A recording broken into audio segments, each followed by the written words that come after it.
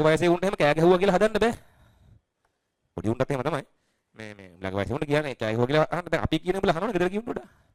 ඒකට හේතුනේ අපි කතා කරන ටෝන් එක වෙනස් නේ. ඔයා හිතන්නේ මොකද්ද කියලා මට තේරෙනවනේ. ඉතින් එච්චරයි. ඉතින් ඒක තේරුම් ගන්න ඕනේ. ඉතින් ඔයා මේ අර මම නිතර කියන එකක් තියෙනවා අපේ මගේ පොඩි කෙල්ලෙක් ඉන්නේ. ඒකට දැන් අවුරුදු 6යි. 6යි දැන් මාස ගානක්. අපි උගේ කන් විදිලා නෑ තාම. මම කලින් කියන්නේ ඇති. يعني ආයේ කන් විදින්නේ යා කන් විදින්න ඕන කියපු දවසක තමයි. යාට කරාබු දාන්න ඕනේ කන් විදින්න ඕනේ කිව්වොත් එදාට කන් විදිලා කරාබු දාන්න. නැත්නම් අපි කොහොමද ආයේ කන විදිලා කන කරාබු දාන්නේ? අපේ කන ඒක. මං කියන්නේ ඒක නෙවෙයි කන විදින එක නෙවෙයි මං කියන්නේ. යාට තේරෙනවද? යා වෙන ජීවියෙක්.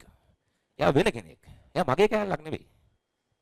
ඒතර යාට තනියෙන් තීරණ ගන්න පුළුවන් වෙන්න ඕනේ. එයාට ගන්න බැරි තීරණ වලදී අපි උදව් කරන එක වෙනයි. ඒතර ඕක කිව්වම ඉස්කෝලේ යවන්නේ නැද්ද? ඉස්කෝලේ යවන්නේ නැත් අහලාද? මගේ ගුන් කතා කියන්න එපා.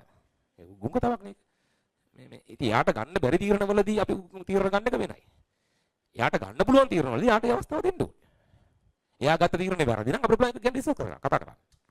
කතා කරලා මැද තැනකට එන්න පුළුවන් වෙයි. ඒ අපේ ලංකාවේ ගොයවල අම්මලා හරි තාත්තලා හරි මුළු පවුලම වෙනින් තීරණ ගන්න.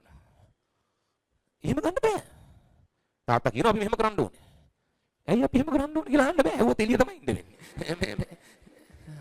ඒ උඹලගේ හොඳට තමයි එහෙම කරන්නේ. ඉතින් අපේ හොඳට කියන එක අපිත් අහලා කරා නම් හොඳයිනේ. ඉතින් අපේ හොඳට තමයි හරි. දැන් ඕක අපිට හොඳ වෙන්නේ කොහොමද? ඕව අහන්න බෑනේ. ඉතින් ඒගොල්ලෝ එහෙම අධිකාරී බලයක් පටවගෙන ඉන්න තමයි. ඒක වැරදි. අනික වෙන එකෙක්. ඌ වෙන මිනිස්සෙක්. ඒ උට නිදහසේ ජීවත් වෙන්න අපි දෙන්න ඕනේ.